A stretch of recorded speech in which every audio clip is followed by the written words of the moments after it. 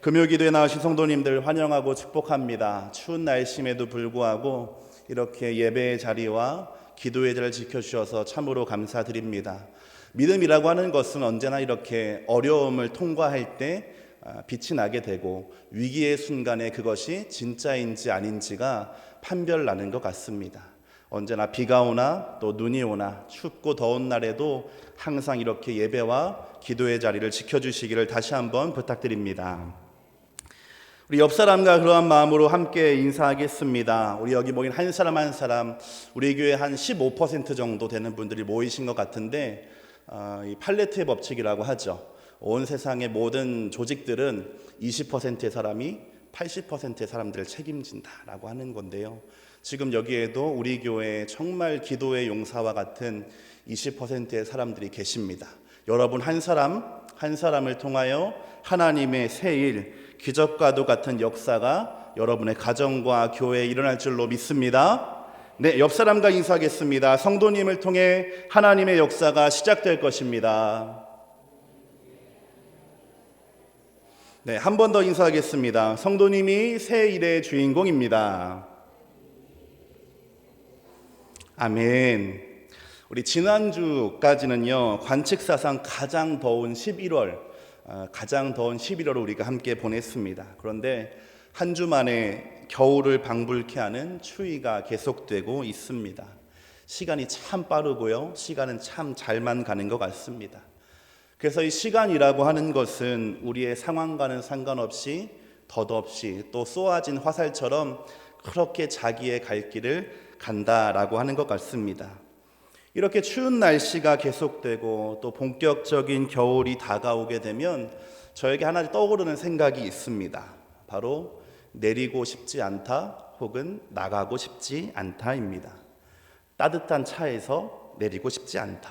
문을 열고 밖으로 나가고 싶지 않다. 이불 밖은 위험하니까 라는 생각이 떠오르게 되는 것입니다. 저만 그런 건 아니겠죠? 네. 그럼에도 불구하고 우리는요, 반드시 내려야 하고 반드시 문을 열고 나아가야 합니다. 히터의 따뜻함이 아무리 좋아도 또 추위가 아무리 무서워도 집 밖으로 나아가야만 합니다. 그렇게 문을 열고 나아갈 때에만 새로운 하루가 시작되고 새로운 사람을 만나고 우리의 삶의 새로운 일들을 경험할 수 있기 때문에 그렇습니다. 그래서 모든 시작에는 항상 작은 용기가 필요한 것 같습니다. 이렇게 두려움에도 불구하고 길을 나서야 하는 순간, 아쉬움은 뒤로 하고 무엇인가를 손에서 놓아야 하는 것은 비단 날씨에만 해당하는 것은 아닙니다. 우리의 삶에도 참 좋은 것이었기 때문에 아쉽고 또 포기하고 싶지 않지만 과감하게 놓아야 하는 일, 또 그러한 때가 우리를 찾아오기 때문입니다. 그것은 더 이상 그 일들이 가치가 없어서도 아니고 그것이 잘못되어서도 아닙니다. 그럼에도 불구하고 우리가 눈을 질끈 감고 그것을 잊고 또한 떠나고 나서야 하는 이유는 앞으로 우리를 맞이하고 있는 다가올 일이 있기 때문이고, 오늘 말씀처럼 그 일은 이전과도 비교할 수 없는 놀라운 일이기 때문입니다. 오늘 우리는 함께 이사야서의 말씀을 읽었습니다. 이사야서는 지금부터 약 2700년 전에 기록되어진 말씀입니다.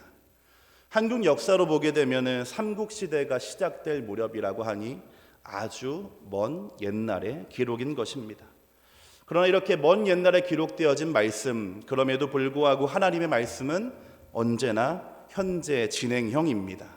그러하기에 이제 그 말씀을 통해서 우리가 우리의 삶에도 살아계신 하나님을 만나게 되기를 소망합니다. 하나님은 갈대아 우르라고 하는 아주 비옥하고 풍족한 지역에 살고 있던 아브라함을 부르셨습니다. 그로 말미암아 큰 민족을 이루게 하겠다고 약속하셨고, 실제로 이삭과 야곱으로 이어진 이스라엘은 마침내 큰 민족이 되었습니다. 그 이후에 애굽의 종살이와 또 광야의 40년 등과 같은 고통과 방황의 시간이 있었지만 하나님은 때마다 필요한 양식으로 또한 기적으로 그들을 구원하시고 또 인도해 내셨습니다. 내 백성이라고 말씀하신 이 이스라엘은 정말로 하나님이 선택한 민족처럼 보였던 것입니다. 그런데 그런 이스라엘에게 있을 수 없는 일이 벌어지고 말았습니다. 바벨론에 의하여 예루살렘이 함락되고 성전마저 무너지고 만 것입니다. 거기에 왕을 포함하여 많은 사람들이 바벨론으로 잡혀가게 되었습니다. 북이스라엘에 이어서 남유다까지 완전히 패망하고 멸망하게 되었던 것입니다. 이 일은 고대의 전쟁이 단순히 군사력 간의 대결이 아니라 신들 간의 싸움으로 여겨졌던 것이기 때문에 보다 심각한 문제가 되었습니다. 예루살렘이 무너지고 또 유다가 멸망했다라고 하는 것은 이스라엘의 하나님 전능하신 여호와께서 바벨론의 신에게 진 것처럼 보이는 일이었기 때문입니다. 그렇게 하나님의 백성은 망했고 하나님도 함께 지고 말았습니다. 그리고 수십 년의 세월이 흘렀습니다. 오늘 우리가 함께 읽은 40장부터의 말씀은 이렇게 바벨론의 포로로 잡혀간 사람들, 패망한 나라의 백성인 이스라엘에게 전해진 하나님의 말씀입니다. 하나님은 이렇게 말씀하십니다. 18절 말씀입니다. 우리 화면을 보고 함께 읽겠습니다. 너희는 이전 일을 기억하지 말며 옛날 일을 생각하지 말라. 아멘. 이전 일을 기억하지 말며 옛날 일을 생각하지 말아라. 슬프고 고통스러운 지난 날을 잊으라고 하는 말씀일까요? 또 그렇게 보이기도 합니다. 그렇게 보인다면, 그렇다고 한다면 정말로 다행인 것이고 아주 희망적으로 보이는 말씀입니다. 우리는 그 의미를 보다 정확히 알기 위해서 바로 앞에 구절을 한번 살펴보도록 할 텐데요. 16절과 17절 말씀입니다. 16절과 17절 함께 읽겠습니다. 나 여호와가 이같이 말하노라. 바다 가운데의 길을 큰 물 가운데에 지름길을 내고 병거와 말과 군대의 용사를 이끌어내어 그들이 일시에 엎드려져 일어나지 못하고 소멸하기를 꺼져가는 등불 같게 하였느니라. 아멘. 바다 가운데 길을 내시고 병거와 군대를 엎드러지게 하신 일이라고 기록되어 있습니다. 출애굽 때 홍해가 갈라진 그 일이 떠오르는 구절입니다. 그러면 잊으라고 하는 말 앞에 무엇이 있냐? 홍해의 기적이 묘사되고 있는 것입니다.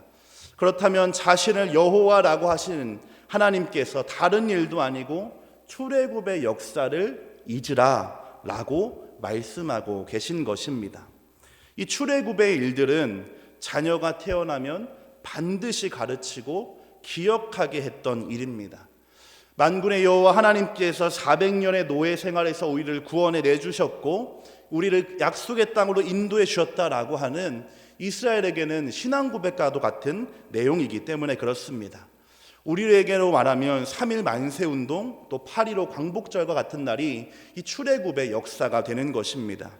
그런데 하나님은 지금 그 일을 잊어버리라 라고 말씀하시는 것입니다. 역사를 잊은 민족에게 미래가 없다는 말도 있는데 과거를 잊으라고 하시니 이 말씀을 이스라엘은 또 우리는 어떻게 받아들여야 할까요? 또 어떻게 해야지 바르게 이해할 수 있을까요? 무엇보다 지금 이 말씀을 듣고 있는 것은 바벨론에 살고 있는 사람들입니다.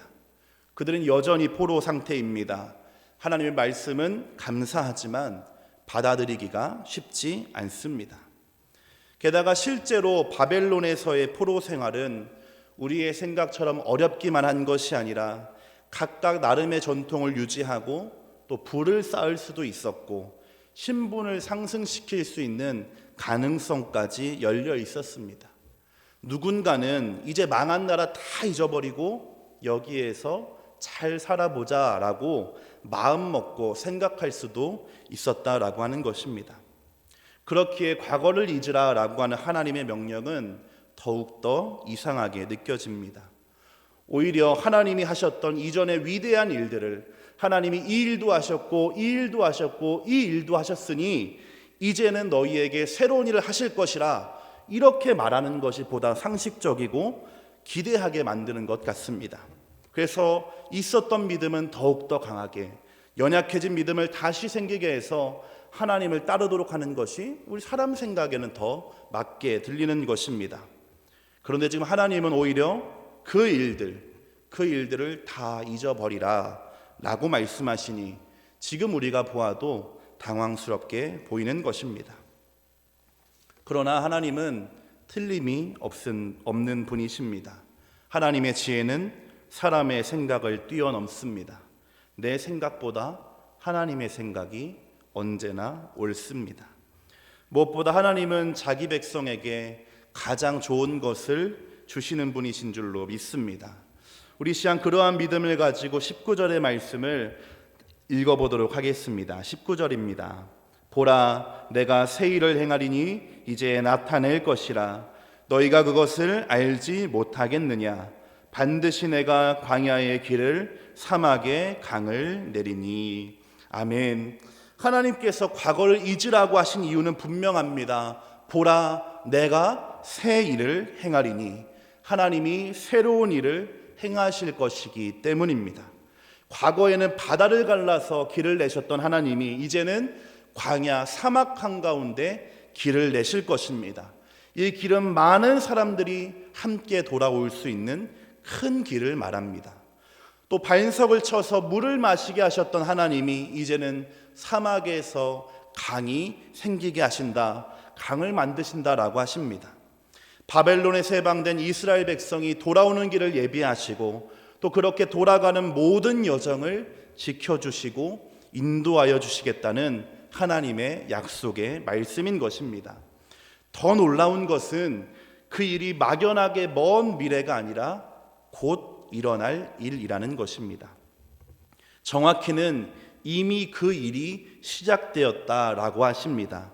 우리 다른 번역으로 19절 말씀을 한 번 더 읽어보겠습니다. 읽겠습니다. 보라, 내가 새로운 일을 행하겠다. 이미 그 일이 나타나기 시작했는데 너희는 보지 못하느냐? 내가 광야의 길을 내고 사막에 물이 흐르게 할 것이다. 아멘. 하나님의 새 일은 곧 나타날 뿐만 아니라 이미 시작되어지고 있다라고 하는 것입니다. 이제는 그렇기에 이스라엘에게 이전과 비교할 수 없는 위대한 일이 일어날 것입니다. 과거에는 없었던 새로운 방법으로 또 이전과는 비교할 수 없는 새 일이 나타날 것입니다. 그리고 그 일은 이미 시작된 것입니다. 하나님이 그렇게 하시기로 결정하셨기 때문입니다. 여기서 우리가 말씀을 이해하고 읽을 때에 기억해야 하고 분명하게 알아야 하는 것은 이 말씀을 옛날의 이야기나 성경 속의 사건으로 이해해서는 안 된다라고 하는 것입니다. 이 약속의 말씀은 오늘 우리에게도 동일하게 적용되는 말씀이 되어야 합니다. 그저 하나님의 말씀이기에 그렇겠구나 하는 막연한 기대나 혹은 지적 동의의 차원을 넘어서서 진실로 그 말씀이 이루어질 줄 믿고 그 말씀을 마음으로 받는 것이 우리에게 필요하다라고 하는 것입니다. 왜냐하면 하나님의 말씀은 시대와 공간과 상황을 초월하여 동일하게 적용되는 살아있는 말씀이기 때문입니다. 사랑하는 성도 여러분, 여러분에게 이 믿음이 있으시기를 축복합니다. 이렇게 말씀이 믿어져야지 우리가 신앙생활을 할 수 있습니다. 하나님 믿는다라고 말하고 성경이 주의 말씀이라고 우리가 알고 있음에도 불구하고 그 말씀이 믿어지지 않는다면, 그 말씀을 내가 이해의 차원에서 지식적인 차원에서 그저 동의하는 정도로만 알고 있다면 어떻게 우리의 신앙생활이 살아있는 신앙생활이 될 수 있겠습니까? 그 약속들이 나에게 주시는 것, 나를 위한 약속인 것을 깨달아야지 참된 소망과 믿음을 가질 수가 있습니다. 그러한 확신 가운데 행해 나가는 것이 살아있는 신앙생활이며 진정한 믿음의 모습인 것입니다. 이제 우리가 그러한 믿음을 가지고 제가 선포하는 말씀들을 함께 아멘으로 화답해 주시기를 부탁드립니다. 하나님의 약속은 믿음으로 그것을 받고 선포하는 자에게 반드시 이루어질 줄로 믿습니다. 저와 여러분의 삶에도 이전과 비교할 수 없는 위대한 일이 일어날 줄로 믿습니다. 우리 교회에도 사막의 길을, 사막의 강을 내시는 하나님의 새로운 역사가 일어날 줄로 믿습니다. 하나님께서 여러분과 여러분의 자녀가 가는 길을 예비해 주실 것입니다. 때마다 일마다 필요한 은혜와 양식을 베풀어 주심을 믿으시기 바랍니다. 아멘. 그렇습니다. 이 약속의 말씀들을 우리가 그렇게 믿음으로, 마음으로 우리의 심령 가운데 받아야 하는 것입니다. 이렇게 우리가 이 말씀을 그렇게 받을 수 있는, 굳게 믿을 수 있는 이유는 이것이 다른 사람의, 다른 누군가의 말이 아니라 약속하신 하나님의 말씀이기 때문입니다. 우리가 지금도 믿는 하나님은 추억 속의 하나님, 또 성경 속에만 살아계시는 하나님이 아니라 지금도 역사하시는, 그리하여 말씀하신 것은 반드시 이루시는 하나님이십니다. 그 하나님께서 당신의 이름으로 선포하고 약속하셨습니다. 그러하기에 우리가 믿을 수가 있는 것입니다. 이제 하나님을 신뢰함으로 지나간 과거를 돌아보고 또 묵상하는 것이 아니라 새롭게 이루어 가실 새 일들을 기대하는 저와 여러분 되기를 소망합니다. 우리 계속해서 말씀을 볼 때에 본문을 자세하게 살펴보면 이렇게 하나님이 행하실 새 일에는 한 가지 단어가 덧붙여져 있다는 것을 알 수가 있습니다. 새 일을 행하시겠다고 하는 말씀 앞에 있는 두 글자 보라입니다. 보라, 말 그대로 하나님이 하시는 일을 두 눈으로 보라는 것입니다. 직역하게 되면 똑똑하게 지켜봐, 두고 봐 라고 하는 강조와 집중의 말씀입니다. 새 일의 주인공이 되기 위해서, 또 하나님의 역사를 우리가 경험하기 위해서는 먼저 하나님을 바라보아야 한다는 것입니다. 그저 보기만 하는 것이 아닙니다. 하나님이 행하시는 일 하나하나를 분명하게 지켜보아야 한다는 뜻이 되겠습니다. 그것이 우리에게 맡겨진 유일한 책임이며 우리의 역할입니다. 주님께서 새 일을 행하시면 광야에 사는 동물들도 하나님을 존경하며 찬양합니다. 왜냐하면 하나님이 자기 백성을 지키시고 인도해 나가시는 그 현장을 보았기 때문입니다. 그러므로 우리는 동물들도 목격하는 그 새 일의 현장에 있어야 된다는 말씀이 되겠습니다. 하나님의 일이 있는 자리와 그 때를 알아서 적극적으로 동참할 때에 볼 수 있다는 뜻이고, 또 하나님이 일을 하신다라고 하셨으니 우리는 그저 손 놓고 마음 놓고 구경만 하라는 것이 아니라 그 순간순간마다 믿음을 발휘하여서 하나님이 일하시는 현장에 참여하고 동역해야 한다. 그러한 책임이 우리에게 맡겨진 것입니다. 왜냐하면 그 현장을 목격해야지 하나님의 위대함을 분명히 알 수 있기 때문입니다. 목격자, 또 증인들만이 하나님이 행하신 일을 바르게 온전히 증언할 수가 있습니다. 보지도 못한 것, 경험하지도 못한 것을 말하는 사람은 허풍쟁이거나 거짓말쟁이일 것입니다. 그러나 하나님 우리에게 맡겨주신 유일한 책임은 그 자리에 있어서 그 자리를 지켜서 하나님이 행하시는 일을 보고 그 일들을 온 세상 가운데 전파하라, 선포하라. 그렇게 하나님을 바라봄으로 그 일에 참여하고 동역하라고 말씀하고 계시는 것입니다. 하나님은 그렇게 증인이며 목격자, 하나님의 거룩한 무리인 성도들을 통해서 하나님 자신을 모든 사람에게 알리기 원하십니다. 21절 말씀입니다. 우리 함께 읽겠습니다. 이 백성은 내가 나를 위하여 지었나니 나를 찬송하게 하려 함이니라. 하나님을 찬송하는 것, 또 에베소서의 표현을 빌리면 하나님의 영광의 찬송이 되는 것, 우리 사람의 창조의 목적이며 우리의 삶의 이유입니다. 하나님을 영화롭게 하는 존재, 또 하나님만으로 만족하고 기뻐하는 존재로 창조된 것입니다. 그렇게 우리가 주님께 드리는 온전한 찬양과 예배는 하나님께 가장 큰 기쁨과 영광이 됩니다. 왜냐하면 찬양이란 하나님이 행하신 일에 대한 자랑과 칭찬이기 때문이고, 경배란 그 하나님 자체에 대한 우리의 신실한 믿음의 고백이기 때문입니다. 그래서 하나님이 행하신 일들에 대하여 멈추지 않는 찬양과 예배, 그러하여 하나님을 증거하는 삶이 우리의 삶이 되어야 하는 것입니다. 하나님의 세일을 직접 목격한 사람들만이 진짜 목격자가 되어서 세상에 하나님을 증언할 수가 있습니다. 그러므로 사랑하는 성도 여러분, 그 자리에 계셔서 하나님의 일을 지켜보시고 하나님의 영광스러운 찬송이 되어주시기를 바랍니다. 여러분의 삶을 통해, 여러분의 말을 통해, 여러분의 행동과 헌신을 통해서 하나님을 자랑하고 나타내시기를 바랍니다. 그렇게 우리가 하나님을 증언하고 찬양할 때에 여러분의 삶에 하나님이 주시는 기쁨과 또 참여한 자만이 누릴 수 있는 영광이 있는 줄로 믿습니다. 오늘 우리가 함께 나눈 이사야 43장의 말씀을 통하여 새 일을 행하시는 하나님과 그 일에 필요한 우리의 의무와 책임이 무엇인지를 함께 살펴보았습니다. 하나님이 과감하고 또 분명하게 과거의 일, 역사를 잊으라고 하시는 이유는 앞으로 행하실 일이 이전의 어떤 일보다 크고 놀라울 것이기 때문입니다. 전혀 다른 방식으로, 생각하지 못한 방법으로 자기 백성을 구원하실 것이기 때문입니다. 이 말씀이 우리에게도 은혜인 것은 그렇게 새 일을 행하겠다고 말씀하신 분, 이스라엘을 구원하신 분이 지금 우리의 삶에도 동일하게 역사하고 계시기 때문입니다. 우리의 삶에도 하나님이 행하실 새 역사가 기다리고 있는 것입니다. 이 새 역사의 주인공이 되기 위해서 또 그 일을 경험하기 위하여 필요한 것은 그 자리에 있는 것이고 그것을 지켜보는 것입니다. 새 일이 일어나는 곳의 목격자와 증인으로 그 현장에 있는 것이 우리가 해야 할 일입니다.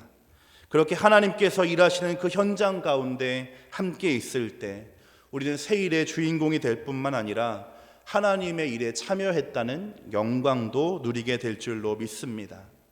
오늘 말씀처럼 우리의 가정, 우리의 직장, 사업장과 학교, 주님의 몸된 교회에도 새 일은 일어날 것입니다. 그렇게 믿음으로 고백하고 선포하시기를 바랍니다. 우리 가정에, 우리 교회에, 나의 삶에 하나님의 새로운 역사가 일어날 줄로 믿습니다.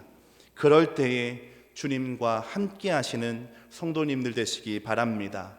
새 일의 참여자요 목격자가 되어 주십시오.